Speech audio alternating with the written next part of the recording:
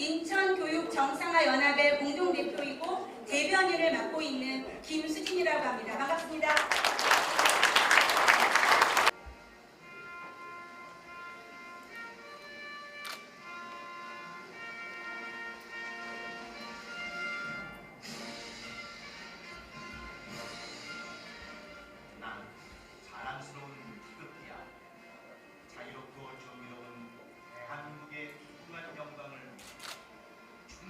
다할 것을 굳게 가지고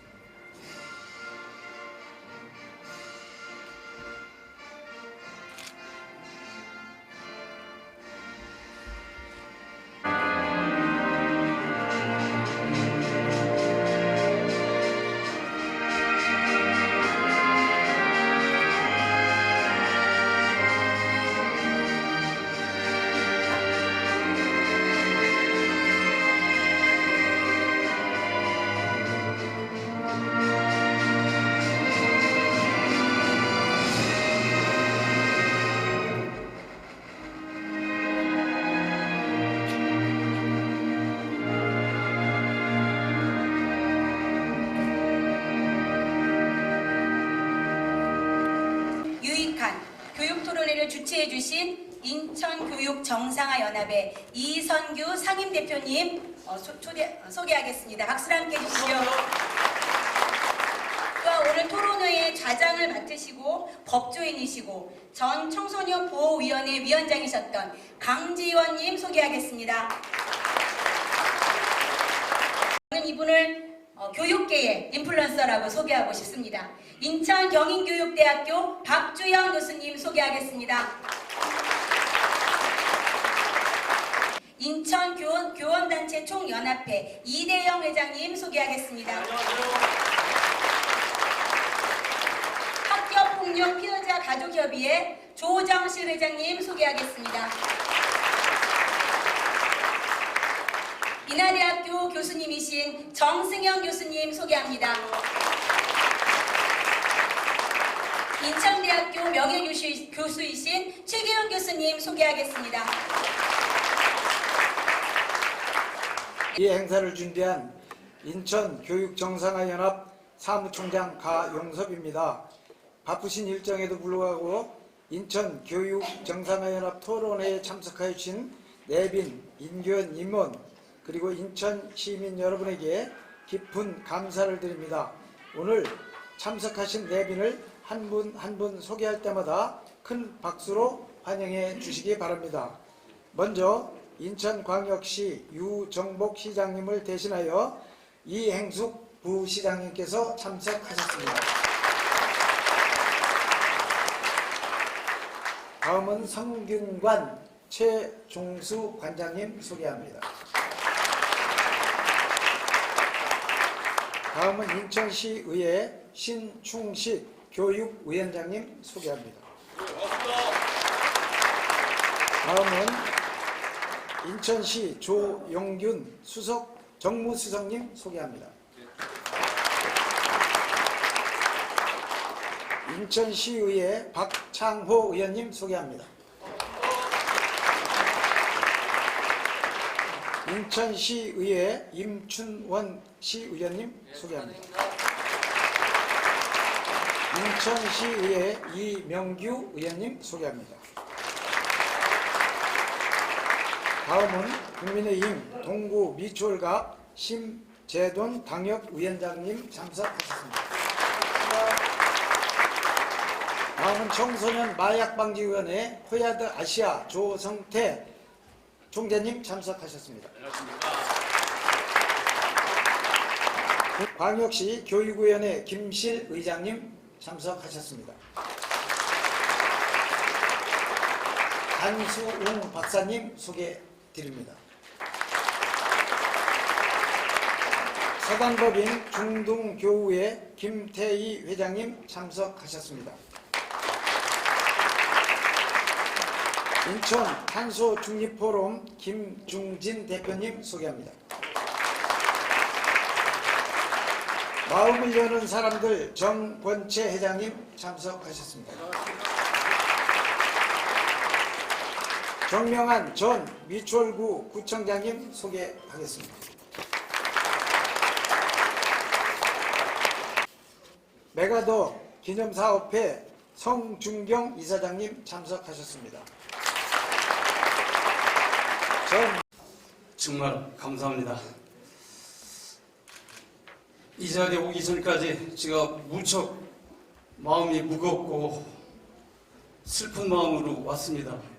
그러나 지금 이 순간 저는 제 이 고향 35년 동안에 참 오늘 환한 모습, 이 자리에 초, 중, 고등학교 어느 누구 못지않게 기대치가 많은 우리 어머니, 아버지들이 많이 참석해 주셨습니다. 사실 이분들을 위해서 오늘 이 자리가 필요한 겁니다. 그래서 이 자리 제일 소중한 한 분 한 분께 진심으로 잘 오셨다는 환영에 큰 박수를 한번 보내주셨으면 좋겠습니다. 감사합니다. 오늘 봉사 탐방하심에도 불구하고 인천교육 정상화회나 교육 정책 토론회 우리 학생들이 미래를 위하여 함께 자리해 주신 유정복 시장님을 대신해서 우리 부시장님 그리고 신충식 교육위원장님, 최종수 성균관 관장님, 신대순 변호사님, 애국자이시고 제 고향 자랑스러운 충청인의 보루이십니다. 우리 조성태 마약대치 총재님, 이 총재님은 당신이 살아있는 동안 모든 것을 이 나라 이 족을 위해서 바치시는 분입니다. 제가 잠시 10초만 인사드리겠습니다. 조성태 총재님을 소개합니다. 감사합니다. 그리고 여러 우리 지역의 어르신 그리고 함께해 주신 소중한 한 분 한 분께 진심으로 고개 숙여 감사를 드립니다. 그런 것 같습니다. 우리 아이들은 잘 아시지만 미래입니다. 그리고 국가의 장래입니다. 그런데 아까 잠시 오기 전까지 제가 무거웠다고 말씀드렸는데 어쩌다가 인천이 3, 4년 전부터 1년에 100%, 한 300% 정도의 학교폭력 신호건설 내지 엄청난 문제를 낳고 있습니다. 그래서 저희가 고민 끝에 그대로 있어서는 안 되겠다는 그런 진정한 마음을 담아서 저희가 한 8년을 준비를 했습니다. 많이 횟수가 중요한 게 아니라 양보다는 질로 사실 한 1,500명 정도 되는 대학 강당에서 많은 시민들을 모시고 하려고 했습니다. 그런데 이왕이면 인천광역시 시청에서 해야 상징적으로 맞다는 말씀을 다 수렴해서 오늘 조촐하지만 이 자리를 함께 했습니다. 오늘 우리 역사적으로 잘 아시는 우리 강주현 좌장님, 이분은 검사 시절부터 청소년 문제 연구가시고 일생을 청소년을 위해서 앞장서셨고 선도해 오셨고 끌어오신 분을 어렵게 다시는 제가 당신께서 안 나서신다고 하셨는데 제가 혼내가면서 겁박질러가면서 이렇게 어렵게 모셔왔습니다. 좋은 말씀으로 끌어주시고 함께 해주시면 잘 될 것 같습니다. 그리고 제가 내려가기 전에 이번에 자랑스럽게 유림의 총본사인 우리 성균관에 제가 우리 효문화센터 이사장님으로 모신 최종수 이사장 10초만 일어나셨으면 좋겠습니다. 오늘 6, 7가지 일정을 다 팽개치시고 11시 반에 오셨습니다. 감사합니다. 오늘 주인공은 우리 좌장님, 또 우리 발치자님, 또 네 분이 토론자 우리 교육 전문가를 모시고 함께 잘 진행해 주시면 공중파, 메시지 모든 걸 타고 우리 인천이 학교폭력 제대로 세우는데 앞장설 수 있는 좋은 기회라고 생각하고 함께 자리 주셔서 감사합니다. 그리고 이렇게 자리가 부족해서 좀 비좁은데 이렇게 서 계신 여러분들 이해를 구합니다. 우리 2세, 3세를 위해서 큰 영광의 자리가 될 수 있는 좋은 자리 2시간을 좀 경청해 주셨으면 감사하겠습니다. 감사합니다. 인사드리겠습니다. 문화복지정무시장 이인숙입니다. 정말 중요한 시기에 이런 토론의 장을 열어주신 우리 이성규 대표님과 애써주신 많은 분들께 감사의 말씀 올리겠습니다. 학교 폭력에 대한 문제는 사실 최근에 들어서인데 돌이켜보면 저희 때도 폭력은 있었던 것 같습니다. 저희가 학교 다닐 때도 칼 씹는 언니 이런 거 막 그렇게 우리 농담처럼 했던 그런 폭력이 있었던 시대가 있었는데 그때와는 달리 많은 상황이 변화가 오면서 또 다양한 요즘 대중매체라든지 사이버라든지 그래서 이제 변화의 양성이 오면서 우리가 정말 학교 폭력에 대해서 어떻게 접근을 해야 되는지에 대해서 이게 모든 화두가 되고 있는 것 같습니다. 적절한 시기에 이런 토론회가 열린 거에 대해서 다시 한번 감사를 드리고 옆에 보시면 우리 유정복 시장님이 민선 8개 균형 창조 소통 인천시정 가치 철학입니다. 근데 사실은 제가 이걸 왜 말씀드리냐면 그 학교 폭력이라는 게 결국은 우리가 어떻게 아이하고 관심을 갖고 또 우리 기성세대들이 우리 어른들이 아이들한테 어떤 마음으로 그들을 대하고 소통을 하느냐 가끔은 기다려줄 줄도 알고 아이가 잘 성장할 수 있도록 해야 되는 여러 가지 요인 중에 소통이 굉장히 중요한 것 같습니다.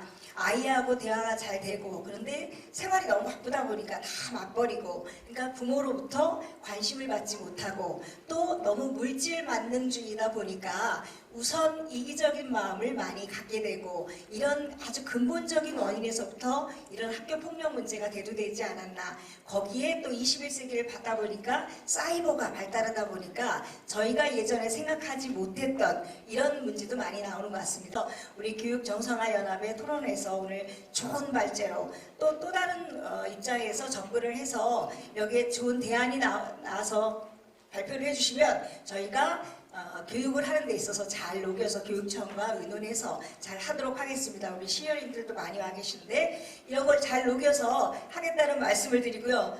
핸드폰 끄기 전에 시간 땡 하기 전에 들어가겠습니다. 오늘 토론회 잘 하시고 좋은 결론 내시길 바라겠습니다. 다시 한번 감사드립니다. 우리 우리 대통령께서도 3대 개혁 과제의 하나로 교육 개혁을 들고 계시지 않습니까? 그만큼 앞으로 대한민국을 만들어가는 데 있어서 교육이 갖는 의미가 정말 크다라는 것을 우리 대통령께서도 강조하고 계신 거고, 모든 학부모들 다 똑같은 마음 아닐까 싶습니다. 우리 아이 정말 미래를 위해서 건강하고 행복한 아이가 됐으면 좋겠다라는 생각하고 계실 거고, 저도 늦둥이가 있어서 이번에 중학교 1학년 이제 질풍노도의 시기, 지옥문을 학부모 입장에서 봤을 때 지옥문을 열고 들어가는 시기에 제가 접해 있어서 아들 녀석이거든요.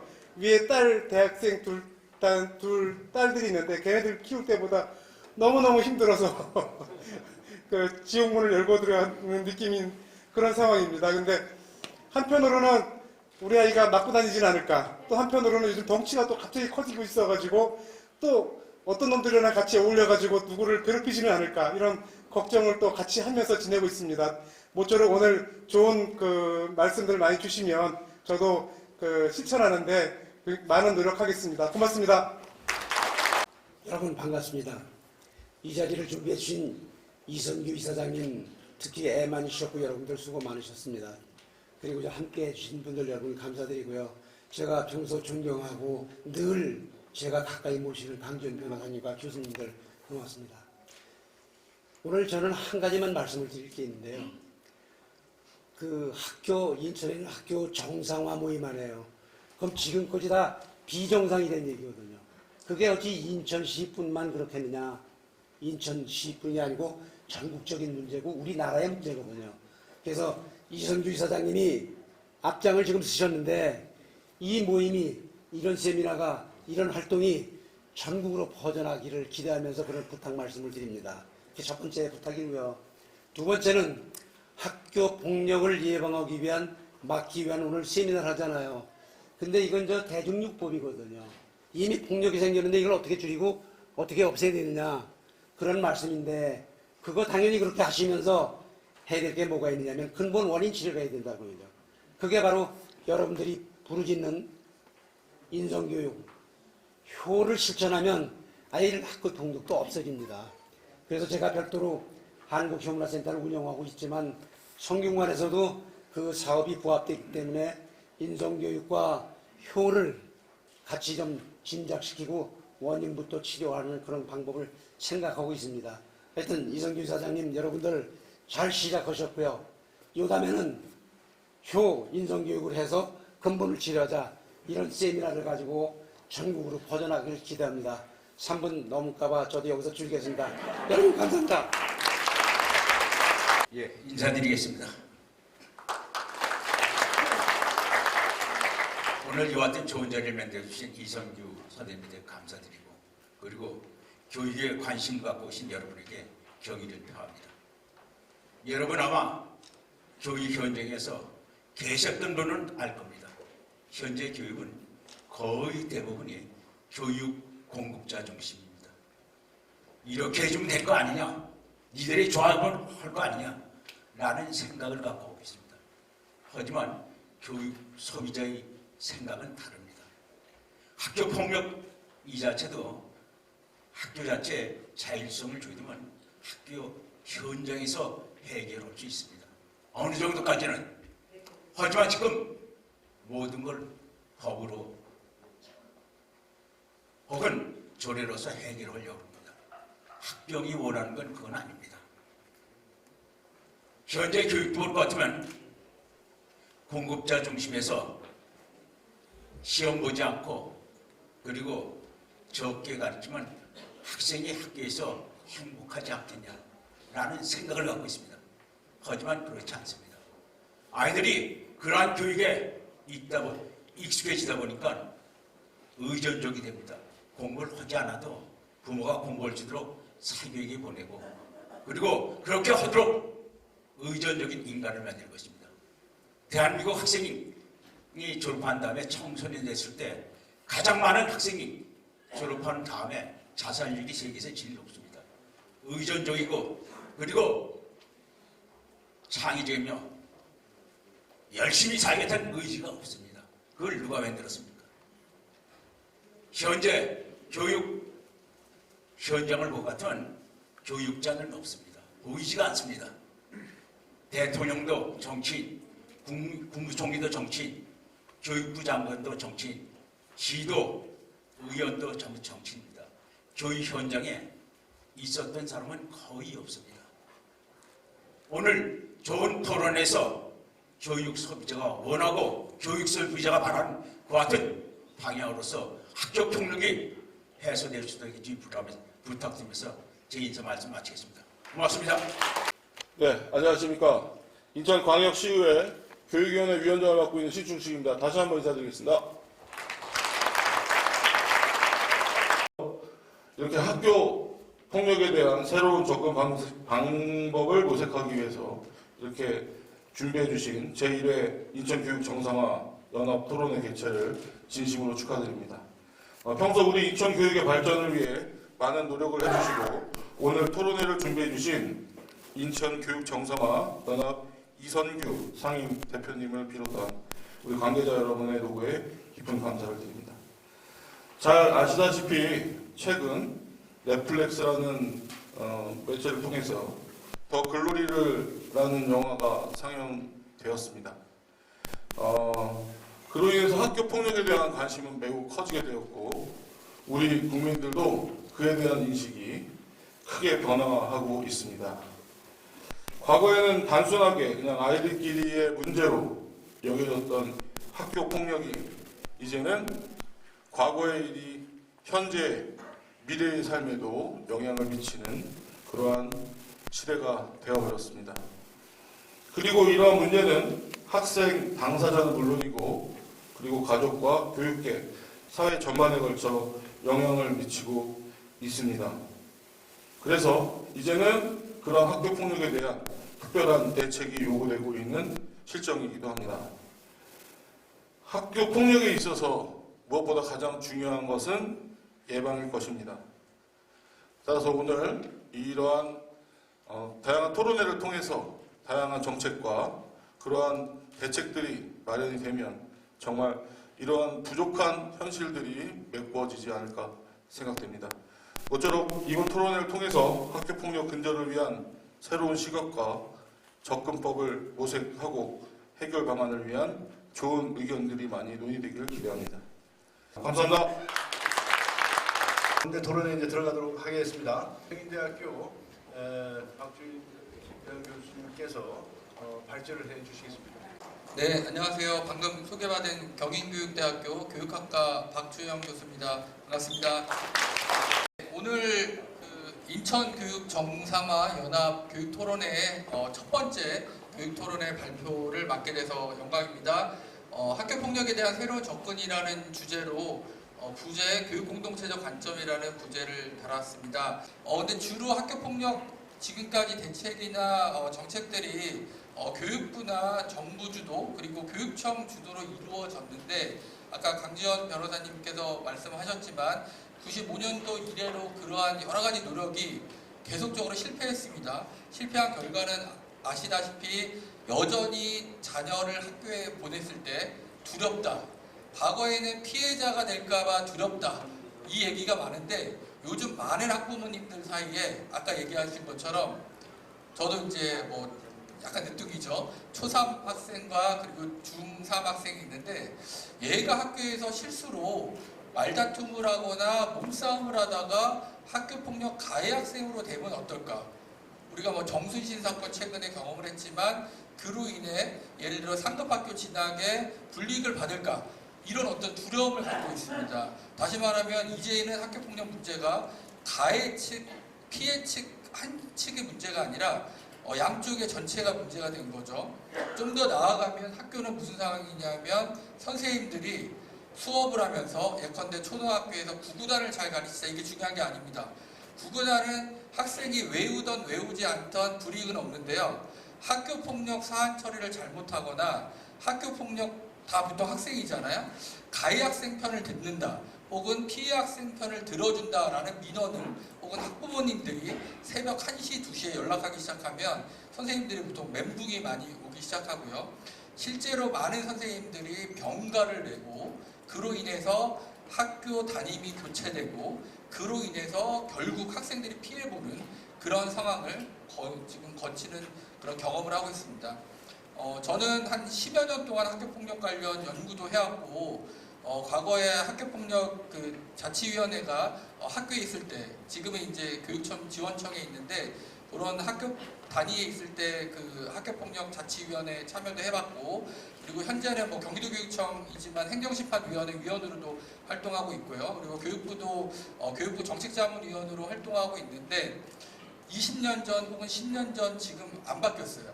교육부가 얼마 전에 4월 12일 날 교육부가 학교폭력 정책을 발표했는데 발표한 내용을 봤을 때 이 문제 이 발표대로만 하면 우리가 두려워하는 혹은 더 글로리에서 봤던 혹은 정순신 사건으로 인한 그런 문제 그리고 가해 학생이 번듯하게 서울대 공부 잘하는 이유로 서울대로 가는 아까 관장님 말씀하셨지만 인성이나 이런 부분이 무시되는 이런 게 해석이 될 수 있을까 이런 생각을 좀 해봤습니다. 서로 이런 학력 교차가 문제인데 그게 왜 첫 번째가 아닐까?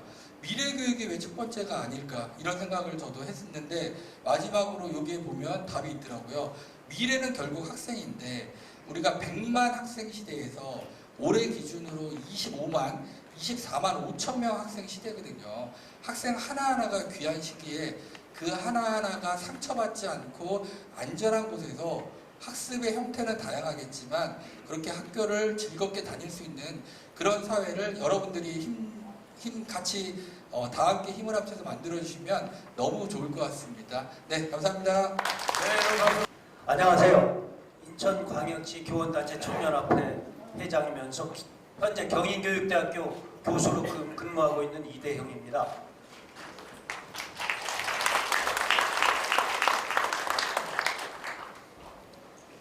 먼저 발제를 해주신 박주영 교수님 의견에 깊이 공감하면서 들었습니다. 저는 그래서 학교폭력의 제도적 문제와 해결을 위한 재현이라고 하는 그런 주제로 첫째로 학교폭력의 심각성 그리고 두 번째 현행 제도의 한계점, 그 다음에 세 번째로는 학교 폭력을 줄이기 위한 방안을 중심으로 말씀드리겠습니다. 먼저 학교 폭력의 심각성에 대해서 말씀드리겠습니다. 학교는 아이들이 안전한 환경에서 건강한 몸과 마음을 성장할 수 있는 곳이어야 합니다.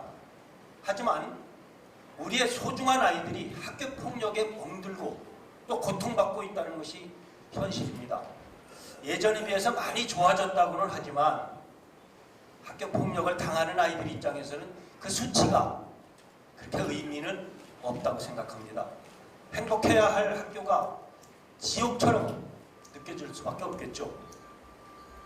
요즘에 유명한 연예인과 또 스포츠 스타들이 과거의 학교 폭력 문제로 비난의 대상이 되어서 그동안 쌓아온 명성이 한순간에 무너지는 그런 모습을 볼 수가 있습니다. 혹자는 학창시절에 그럴 수도 있지 않느냐, 그러한 식으로 말하기도 합니다. 그러나 가해자 입장에서 그냥 장난이었다는 식의 대답을 하면서 죄책감조차 갖지 않는 경우도 많이 있죠. 공소시효도 없고 무죄 추정 적용이 되지 않는다는 법리적 지적도 있습니다. 하지만 학교 폭력의 문제는 어린 시절의 고통으로 평생 동안 상처를 안고 살아가게 되는 피해자에게 있어서는 정말로 우리가 거기에다가 초점을 맞춰야 되지 않을까 생각을 합니다. 어린 시절의 고통은 트라우마로 남아서 평생을 괴롭힌다고 합니다. 그야말로 어둡고 두려운 긴 터널을 지나게 되는 것이죠. 상처를 준 아이들이 아무렇지도 않게 잘 살아가는 모습은 피해자 입장에서 보면은 상실감을 더해준다고 봅니다. 평생을, 저는 40년 이상을 학교에서 지금 근무를 하고 있습니다. 중고등학교 교사도 했고 또 대학 교수, 지금 현재는 초등학교 교사를 양성하는 교육대학에 근무하는데, 이런 교육자의 한 사람으로서 21세기 학교에서 여전히 이러한 학교 폭력 문제로 많은 아이들이 고통받고 있다는 사실이 부끄럽기도 하고 또 미안하기도 합니다. 두 번째는 현행 제도의 한계점에 대해서 한번 말씀드려보겠습니다. 지금까지 학교 폭력의 문제를 해결하기 위한 노력은 다각도로 이어져 왔습니다. 2008년 제정된 학교 폭력 예방 및 대책에 관한 법률을 중심으로 다양한 세부 정책이 수립되어 시행되고 있습니다. 법률에 따라서 이루어지는 정책들은 정교하게 구성되어 있다고 하지만 추가적인 문제들이 생기고 또 이에 대한 보완이 함께 이루어져야 할 것이라고 생각합니다. 여기에서는 현재 학교 폭력 예방과 관련된 제도의 문제들에 대해서 세 가지만 제시해 보기로 하겠습니다. 첫째로, 현실을 따라가지 못하는 제도에 있다고 봅니다. 법과 제도는 현실을 제어할 수 있어야 한다고 합니다. 하지만 학교 폭력의 경우는 빠르게 변하고 있는 현실을 반영하고 있지 못하는 것이 현실입니다. 빠르게 변하고 있는 매체 환경 속에서 예전과는 전혀 다른 양상의 사이버 폭력이 발생하고 있다는 것이죠. 그런데 제도는 이를 따라가지 못하고 아이들의 문화를 보다 정확하게 이해하고 이에 대한 적절한 교육과 선제적인 대비가 필요하다고 생각합니다.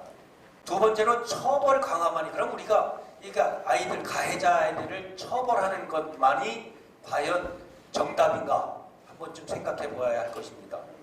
최근 교육부에서는 학교 폭력에 대한 대응 방안으로 진학과 취업에 직접적인 불이익을 주겠다고 하는 방침을 밝히고 있죠.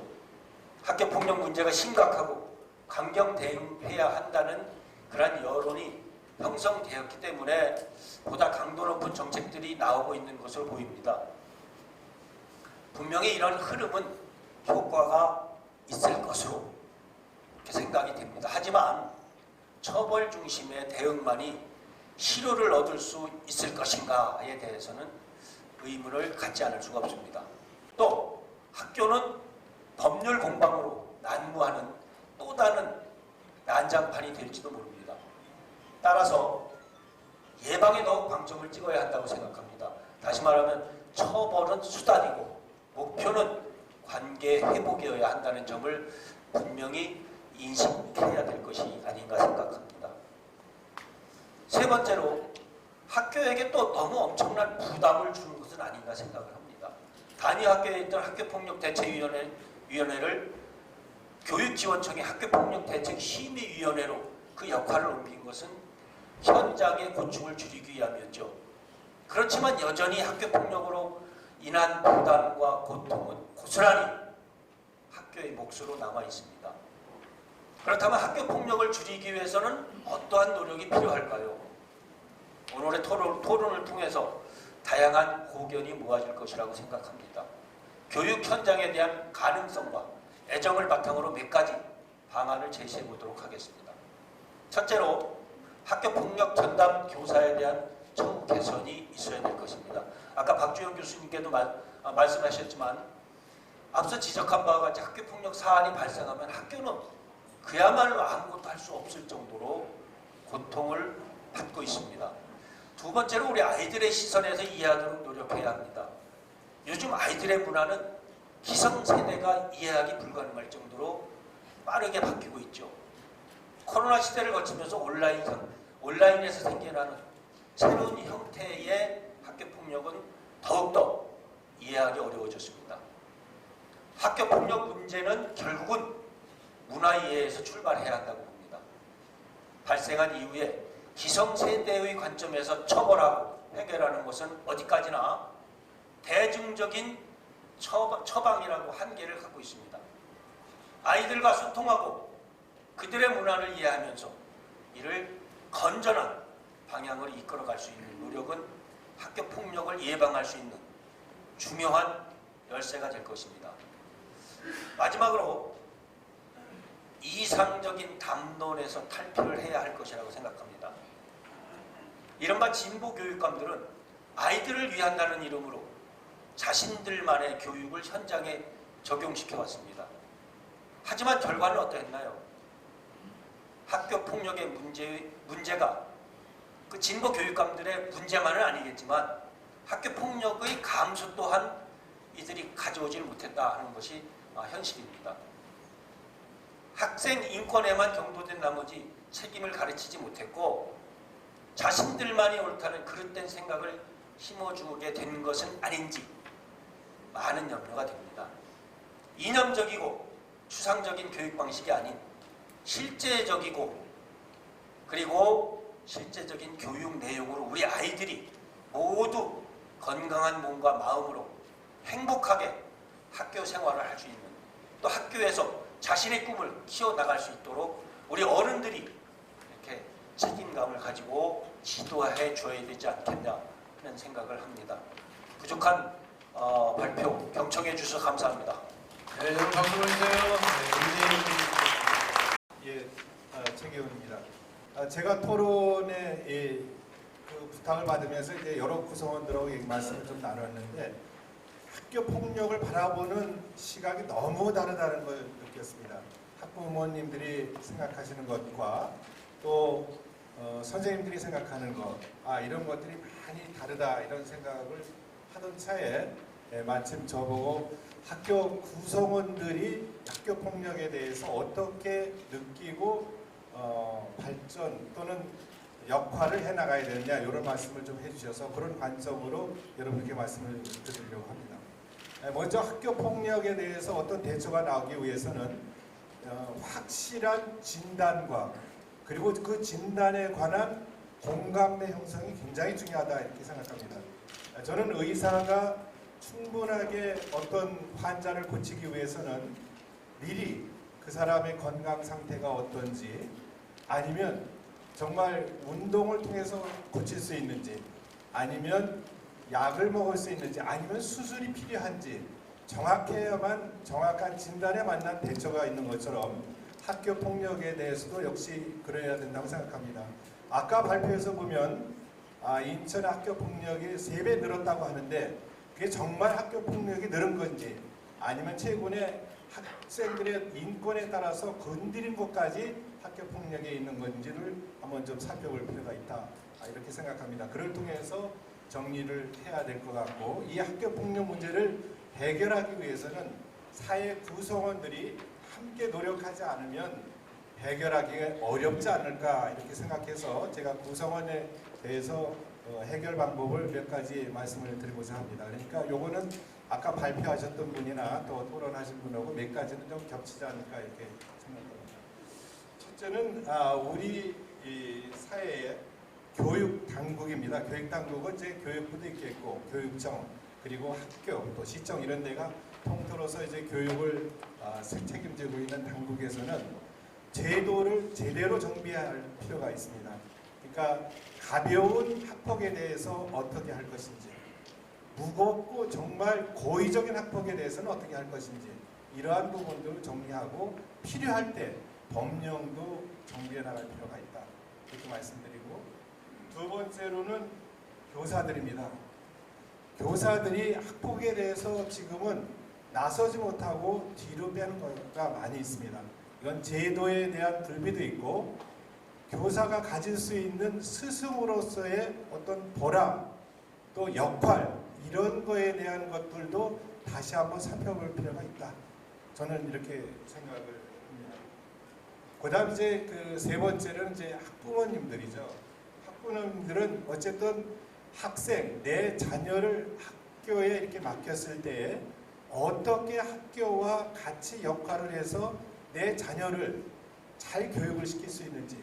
학교는 사회가 아닙니다. 학교에는 아직도 미숙한 아이들이 교육을 통해서 훨씬 더 잘 자라게 만들고 또 세상을 모르는 걸 알게 만들면서 하는 것이 학교입니다. 이게 사회와 다릅니다. 법이나 모든 것을 제도화 가지고 할 수는 없기 때문에 교육적으로 훨씬 더 우리 아이를 교육을 잘 시켜달라고 해서 어떻게 학교와 협력을 할 것인지에 대한 역할도 할 것이고 때로는 내 아이가 중요한 것만큼 남의 아이도 역시 중요합니다. 이런 인식을 반드시 가질 때에만 훨씬 더 낫지 않을까 이런 생각을 합니다. 네 번째는 우리 사회도 그렇습니다. 여기 오신 많은 분들이 같이 계신 것처럼 우리 사회가 바뀌어야 될 부분이 많이 있습니다. 아까 가해자나 힘 있는 사람만 살 수 있다 이런 사회가 아니지 않습니까? 어려운 사람도 우리가 어떻게 보듬어 갈 것인가, 또 어떻게 협력해 갈 것인가, 어떻게 미래를 볼 것인가 이런 아이들이 역할들을 할 수 있도록 그런 기반을 마련해 줄 필요도 있다. 저는 이렇게 생각합니다. 그리고 이제 마지막으로 학생들이죠. 학생들 아까 말씀드린 학생들은 아직도 부족한 학생들입니다. 부족한 이제 더 성장하고 단지 이 학생들은 과거 저희들 같은 성인들이 자랄 때와 사회 환경과 지금은 많이 다릅니다. 이런 부분들에 어떻게 잘 적응하기 위한 인성 교육도 받아야 할 것 같고요. 특히 이 복잡한 사회를 가지고 가기 위해서는 협력하는 부분도 역시 배워야 할 것 같고 마지막으로 하나 이 학생들한테 정리를 하나 해준다면 이 학생들이 정말 내가 고의로 인터넷이나 아니면 물리적으로 가해를 했을 때 나는 정말 처벌받을 수 있다. 이런 사회 메시지도 충분히 받을 수 있도록 그래야만 학생으로서의 다른 친구들을 가해하거나 그런 하지 않을까 이런 생각이 좀 듭니다. 이렇게 크게 보면 이제 5가지의 그 구성원들이 가져야 할 부분들이 있습니다. 이제 여기에서 몇 가지만 제가 강조하고 제 토론을 마치고자 합니다. 특별하게 지금의 많은 고심들이 교사들한테 있습니다. 저는 이제 오랜 기간 동안에 학생을 가르쳐온 그런 자리에 있으면서 교사는 보람을 가지고 살아야죠. 그래서 학생이 있고 그냥 직업인으로서의 교사가 있는 학교가 아니라 스승과 제자가 있는 학교가 되어야 된다고 생각합니다. 때로는 부모님들이 아이들을 가르치실 때 이렇지 않습니까? 아이들이 힘이 없어서 뒤처질 때는 안아주시기도 하고요. 너무 지나치게 나설 때는 때로는 뭐 야단도 치시기도 하고 그게 미워서 그런 것이 아니지 않습니까? 그래서 학교 교사들이 이제는 교사의 본분에 충실할 수 있는 역할이 무엇인지도 살펴보시고 과거에 교사 될 때, 처음 될 때의 그 모습이 아닙니다. 사회는 변화하지 않습니까? 지금 아이들이 이미 게임이라든지 인터넷이라든지 이런 부분이 있으면 교사들도 그것들을 알기 위한 노력을 많이 해야죠. 그래야만 적당하게 그런 접근하지 않겠습니까? 교육당국도 그 교사들이 그야말로 고의를 하는 것이 아닌 경우에 있어서는 충분하게 보호받을 수 있도록 이른바 교권이라고 하는 거죠. 미워서 하는 게 아니라 고의를 하는 게 아니라 이런 경우에서는 충분히 보호받을 수 있는 이러한 제도 이런 것들이 아까 교육당국이라고 제가 말씀드렸습니다만 거기서 제한이 된다면 이런 충분하지는 않지만 이런 역할들도 좀 되지 않을까 이렇게 생각합니다. 다시 한번 강조드리자면 절대 학폭 문제 이제 나왔기 때문에 이걸 학교에만 맡기지 마시고 교육당국에만 맡기지 마시고 우리 사회에서도 한꺼번에 해서 정말 우리가 생각하는 선진사회, 좋은 사회, 우리 밝은 아이들의 미래를 만들어가는데 같이 동참했으면 좋겠다는 그런 바람 말씀드리면서 제 토론을 마치도록 하겠습니다. 감사합니다. 반갑습니다. 소개받은 정승현 인하대 경영대학 교수입니다. 또 대학 현장에서 연구와 교육을 통해서 여러 가지 얻은 경험들을 또 사회 변화를 위해서 또 반영하고자 또 정치 현실에서도 노력하고 있습니다. 국민의힘 인천시당위원장을 맡고 있습니다. 자, 오늘 이제 교육 관점에서 이제 학교 폭력에 대해서 중요한 발제가 있으셨고 또 토론이 있으셨는데요. 가급적 중복되지 않게 포인트 중심으로 제가 생각하는 거를 좀 간단하게 말씀드리겠습니다. 요새 이제 학폭이 이렇게 문제가 되고 있는데 사실 여기 계신 우리 학부모님들이나 저희가 어렸을 때도 사실 학교 폭력은 있었죠. 근데 그게 이제 성격이 제가 지금 앉아서 생각을 해보니까 좀 다른 면이 상당히 있는 것 같습니다. 저도 어렸을 때 친구들하고 많이 싸우기도 했고 또 고등학교 때는 제가 기억에 남는 고등학교 2학년 때 고등학교 3학년 선배들한테 한 대여섯 명 선배들한테 집단으로 한 20-30분을 얻어맞은 경험도 있고 그렇습니다. 그게 자세한 설명은 못 드리겠습니다만 어쨌든 그런 경험도 있고 근데 요새 이렇게 또 그때는 그렇게 학폭은 심했는지 모르겠습니다만 사회 이슈화 되지는 않았죠.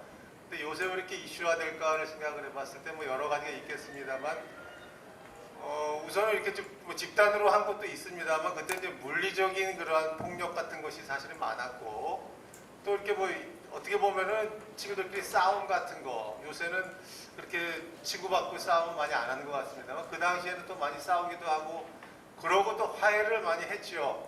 또 화해를 시키려고도 했고 선생님들도 그러셨고 근데 요새는 그러한 육체적인 이런 폭력과 그런 걸 또 바로 화해하고 이런 것보다는 아까 발제자 우리 박지원 교수님 말씀에도 있었습니다만 그런 것들이 이제 SNS 공간이나 이런 데서 좀 교묘하게 왕따를 시킨다거나 이렇게 정신적 폭력이 좀 많아지지 않았나.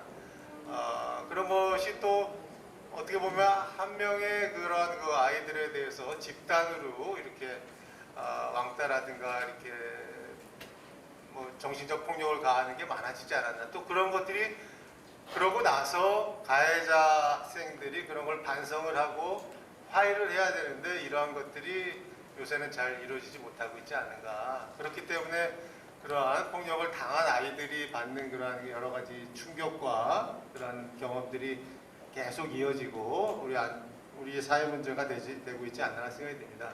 그런 의미에서 오늘날 이러한 학교 폭력 문제는 정말 이런 것들이 우리 사회 전체적으로 다뤄야 될 문제라는 생각이 드는데요.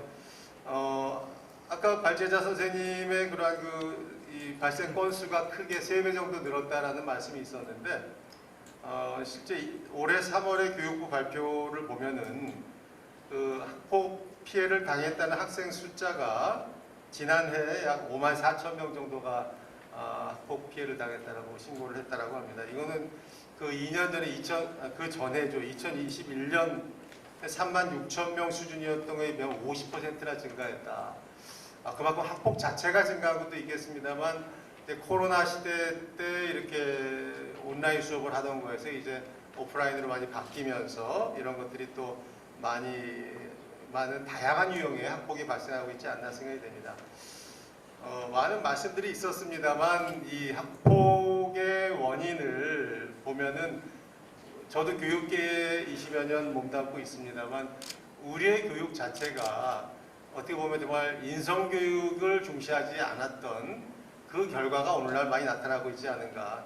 물론 역대 정부를 보면 인성이 바탕이 된 창의성 교육을 추구한다. 인성과 창의성을 동시에 추구한다라고 얘기하고 있습니다만 그런 것들이 제대로 지켜지지 못했고 특히 대학 입시 현장에서 인성을 제대로 평가할 수 있는 기준이 여러 가지 미비했기 때문에 창의성 위주로 물론 저희 어렸을 때 저희 학교 때 뭐 이렇게 사지선다 고르는 거에 비하면 요새 수능이라든가 입시는 상당히 이렇게 여러 가지 창의성을 끌어낼 수 있는 고안된 입시 제도라고 봅니다만 그럼에도 불구하고 이 인성을 평가하고 인성이 좋은 학생을 뽑을 수 있는 제도가 여러 가지 미비하지 않았나. 사실 그런 거를 보완하기 위해서 정시 위주에서 뭐 수시라든가 이런 것도 도입을 했습니다만 그 수시 물론 일부 보탬은 됐겠습니다만 수시 자체가 그렇게 인성을 정확하게 평가할 지표가 못 되고 오히려 수시 입시를 위해서 또 뭐 사교육이 판을 치고 그런 것들이 또 교육 격차를 낳고 있고 뭐 이런 문제가 나오고 있는 것 같습니다. 그래서 이런 인성 교육이 중요성 그런 것들을 또 제대로 평가할 수 있는 시스템을 우리가 단순히 학폭이 있었다라는 학생부만을 보고 그 학생들을 페널티를 가하는 것도 중요하겠습니다만 포지티브하게 인성이 좋은 학생들을 뽑을 수 있는 제도를 우리 대학뿐만이 아니라 사회에서 좀 강구해야 되지 않을까 생각이 됩니다. 그리고 무엇보다도 아까 약 30몇 %가 가정교육이 중요하다는 발표가 있으셨습니다만 저도 100% 동의합니다. 무엇보다도 밥상머리 교육이 중요한데 이런 것들이 오늘날 제대로 지켜지지 못하고 부모라든가 형제가 좀 더 이렇게 그러한 걸 가르치고 잘못됐을 때 엄하게 예의 범절이라든가 인성을 가르쳐야 되는데 이런 것들이 좀 제대로 안 된 측면이 많기 때문에 또 요새 이제 뭐 한 자녀 아이들도 많고 하다 보니까 워낙 귀하게 커서 그런 측면도 있으리라 생각이 되고 이런 밥상머리 교육이 상당히 부족한 것이 타인에 대한 배려와 존중이 부족하고 이런 것들이 학폭으로 나타나고 학폭을 자행한 학생들도 큰 죄책감을 못 느끼게 하는 이러한 현실을 만들지 않았나 저 자신도 안타깝게 생각하고 있습니다. 또 한편 저희 사회 자체가 또 제가 몸담고 있는 우리 정치에서도 너무나 이 갈등과 싸움과 이 반목만을 우리 자라나는 미래 세대에게 보여주기 때문에 아이들이 그런 걸 보면서 어떻게 보면 그런 갈등과 싸움 이런 현상에 너무 익숙해지지 않았나 이런 것도 반성하게 됩니다. 자, 이런 여러 가지 원인들이 있겠습니다만 그런 거에 대한 대처 방법으로도 뭐 여러 가지가 있겠죠. 뭐 학폭위 사안이 접수가 되면 가해자와 피해 학생을 분리하고 위원회를 개최하고 뭐 이렇게 전담기구를 심의하고 뭐 이런 여러 가지 이 절차는 잘 돼 있는 것 같습니다. 근데 무엇보다도 그 학생들 사이에 갈등이 일고 있다면 그 갈등을 사전에 인지하고 사전에 좀 조정할 수 있는 그러한 제도, 그러한 노력들 그리고 그런 것들이 발생했을 때 사후에 재발을 방지하기 위한 노력 또 가해 학생과 피해 학생 간의 서로 관계를 회복시켜주는 프로그램 이런 것들에 우리가 좀 더 정성을 쏟아야 되지 않을까 생각이 됩니다. 또 무엇보다도 학폭 사건이 일어났을 때 그 학폭 사건이라는 게 일반 사회 범죄하고는 좀 다르다는 측면도 우리가 인식을 하면서 피해 학생을 보호하는 것도 중요하겠습니다만 가해 학생에 대해서 뭘 어떻게 잘못을 했고 정말 진정으로 반성할 수 있게 만드는 것 그런 것들 물론 뭐 확실한 처벌과 징계도 필요하겠습니다만 그러한 인간성 회복 프로그램도 필요하지 않을까 생각이 됩니다. 오늘 오다가 뉴스를 보니까 뭐 서울대 고려대를 비롯한 21개의 대학이 이제 정시에도 그 학생부에 있는 학폭 기록을 반영하겠다. 2025년부터 반영하겠다는 발표가 있었다라고 합니다. 이러한 노력들도 물론 필요하겠죠. 이러한 노력들도 필요하고 그런 것들이 이제 사전에 좀 예방되도록 하는 노력도 필요하다고 봅니다. 그러니까 어떻게 보면 제도적으로 이런 것들이 다 같이 이루어져야 된다. 박주영 교수님께서 말씀하셨습니다만 교육 공동체적 관점이라는 것이 저는 이렇게 해석을 합니다. 교육이라는 것이 백년지 대계이고 그 무엇보다도 중요하다는 것은 여기 계신 모든 분들이 다 인식하고 계시리라고 생각이 되고요. 단 이런 것들을 교사와 학생 그리고 교육부에만 맡겨놔가지고 해결이 안 된다. 이런 것들이 우리 사회 전체 공동체 차원에서 학폭 문제도 마찬가지고요. 요새 뭐 공교육 정상화시키는 문제도 마찬가지고 요새 또 이 마약 문제가 이 학교에 많이 확산되고 있다는 상당한 우려가 퍼지고 있지 않습니까? 이런 것들이 학교만의 문제가 아니라 우리 사회 전체의 문제다. 우리 사회 전체가 그만큼 아프고 병들고 있다는 증거가 되겠죠.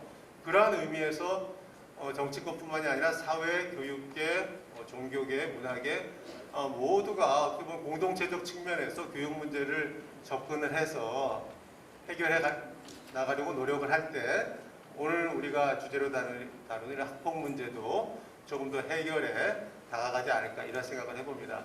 그러한 사회가 우리 인천에서부터 대한민국이 학폭이 많이 줄어들고 아이들이 정말 인성이 풍부하고 인정이 많은 아이들로 커갈 수 있도록 그런 사회가 될 수 있도록 여기 계신 여러분들과 함께 노력해 가도록 하겠습니다. 이상으로 토론 마치겠습니다. 감사합니다. 네, 말씀해주세요. 안녕하세요. 학교폭력 피해자 가족협의회 회장 조정실입니다. 일단은 저는 피해자 입장에서 오늘 좀 이야기를 해보겠는데요.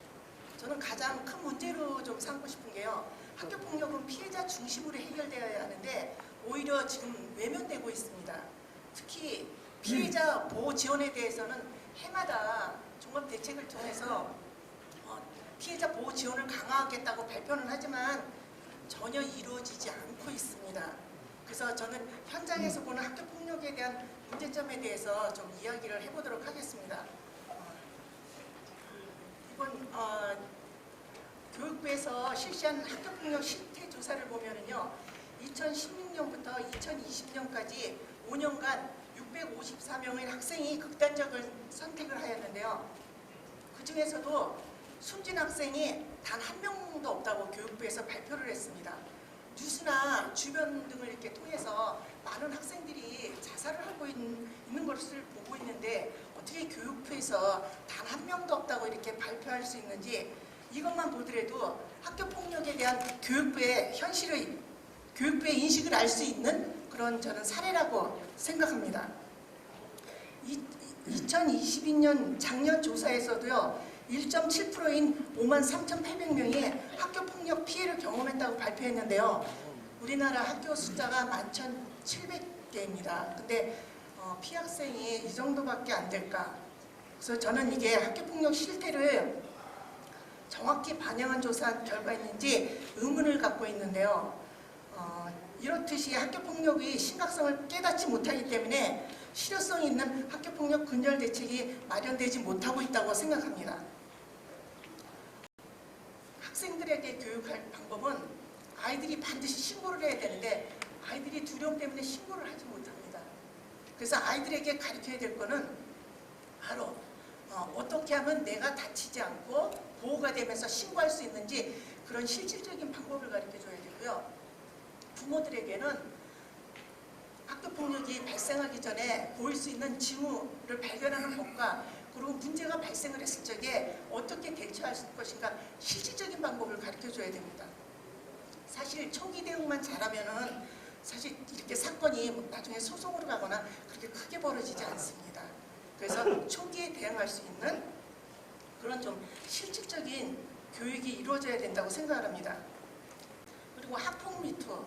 학폭 미투가 지금 한 3년 전에 이거 일어나면서 정말 학교폭력의 심각성도 알고 또 많은 또 피해자들이 그때서야 자기 목소리를 내는 경우들이 있었습니다.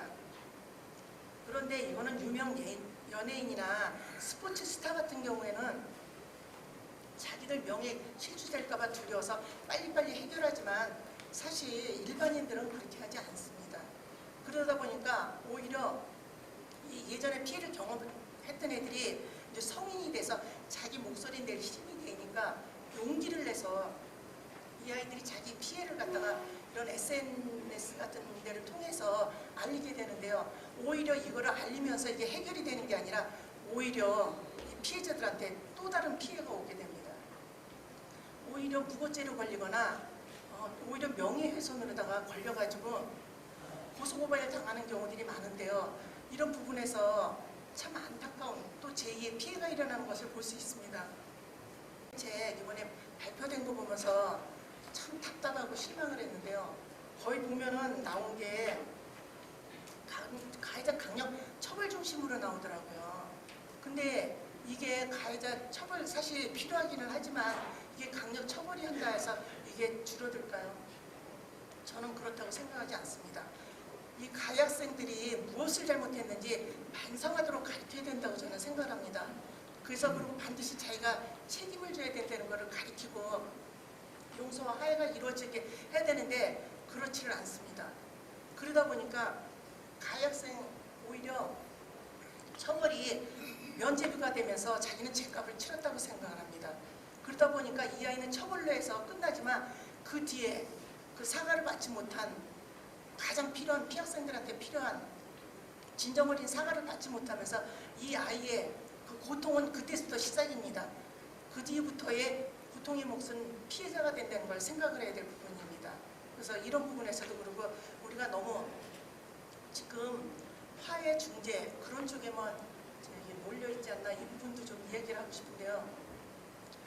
화해와 용서는 피해자가 가해 학생을 봤을 적에 가해자를 봤을 적에 최소한 두렵지 않아야 하는 상태에서 이게 화해가 이루어져야 됩니다. 피해자 중심이 아니라 어떻게 보면 가해자 중심으로 이게 해결이 간다고 보는데요. 이러다 보니까 자식의 억울함을 해결해주지 못하는 부모님들이 지금 또 극단적인 선택을 하는 경우들이 많이 발생하고 있어서 참 이건 아픈 부분이라고 생각을 합니다. 이제 더 이상 이거는 피해자 목으로만 돌려서는 안 되고 그리고 남의 얘기로 봐서는 안 된다고 생각합니다. 우리 사회가 우리 이웃이 모두 좀 함께 나서서 그리고 학교 폭력을 근절하기 하는 방법을 저는 찾아야 된다고 생각합니다. 네, 수고하셨습니다. 앉아 계시는 그 분들 보면서 내 수업 시간에 학생들이 이렇게 열심히 들어주면 나 진짜 행복하겠다 할 정도로 거의 자리를 안 비우시고 그 적극적으로 이제 참여할 의지도 보여주시는 분들이 계셔서 너무 기쁘고요. 네, 정말 감사합니다, 여러분. 예, 상품권 때문에 그런 건 아니라고 생각을 합니다. 네, 오늘 말씀 주신 분이 제가 아까도 말씀드렸지만 교육청의 관계자가 안 들어있는 게 좀 아쉽긴 하지만 이런 모임이나 혹은 이런 어떤 토론회가 확산되고 이런 결과도 분명히 교육청 담당과에서 모니터링 할 거라고 생각을 합니다. 예, 아마 그러면 여기에서 논의된 부분이 좀 인천시 학교 학생들을 위한 어떤 또 다른 그 정책이나 대책으로 마련되지 않을까 기대합니다. 이상으로 간단하게 코멘트하겠습니다. 네, 감사합니다. 선생님들 정말 좋은 말씀 잘하고 있습니다. 그런데 선생님처럼 나는 못 배웠습니다. 그러나 잘 배웠다 못 배웠다가 아니라 어떻게 가정교육을 받았느냐가 우선 중요하다고 생각합니다. 2010년에 정영석 PD가 TBS 학교란 무엇인가라는 다큐멘터리를 19장을 제작했습니다. 네. 그리고 나서 과연 1년 2개월 동안 121개의 학교가 50명의 교육 전문가 3,000명의 학생들을 이제 그 영상을 촬영했는데 어떤 선생님이 가장 훌륭한 선생님이냐 이렇게 결론을 냈는데 그것은 잘 가르치는 선생님이 아니고 학생과 교사 간의 관계가 좋은 선생님이 가장 훌륭한 선생님이었습니다. 네.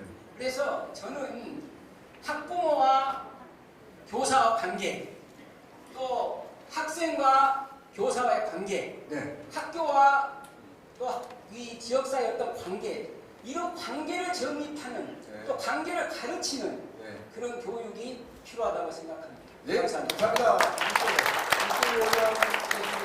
네, 안녕하세요. 저 정승현 교수님께 말씀 듣고 여쭤보고 싶은 게 있습니다. 조금 전에 우리 밥상머리 교육 말씀하셨잖아요.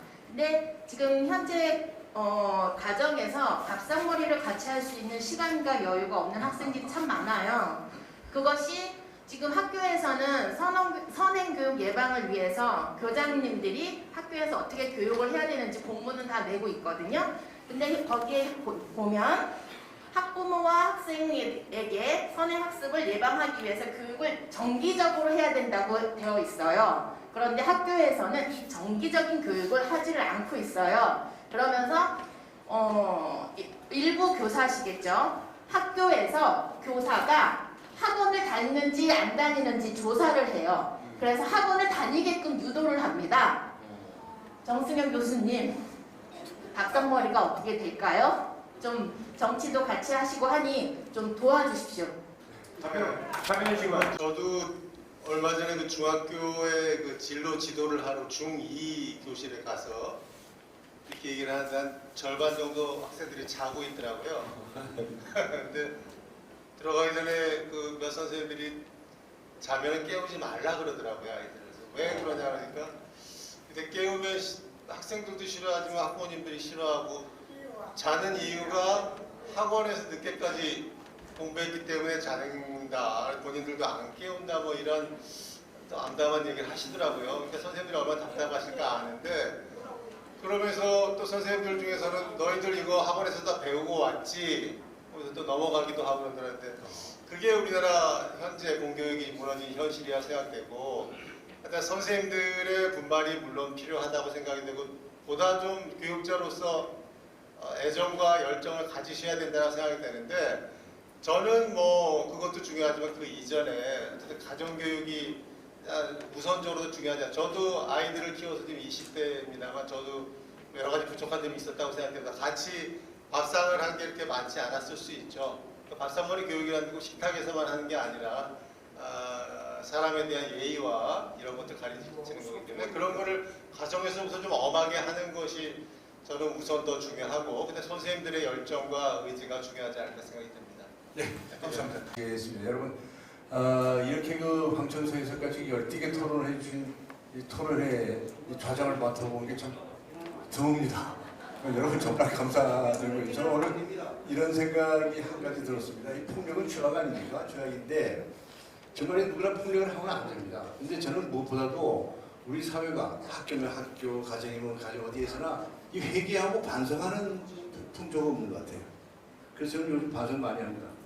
제가 과거에 이 수십 년 동안 살아온 동안에 과거에 제가 무심코 내뱉은 말 한마디에 혹시나 상처를 받은 분들 없을까? 이미 상처를 주고서도 난 아직까지 못 느끼고 있었던 것 아닌가? 그래가지고 제가 늙어가지고 요새 회개 많이 합니다. 반성도 많이 합니다. 앞으로 더욱더 반성 많이 하려고 노력을 하겠습니다. 여러분 감사합니다. 여러분 이분들에게 박수 한번 보내주세요. 고맙습니다. 네, 고맙습니다.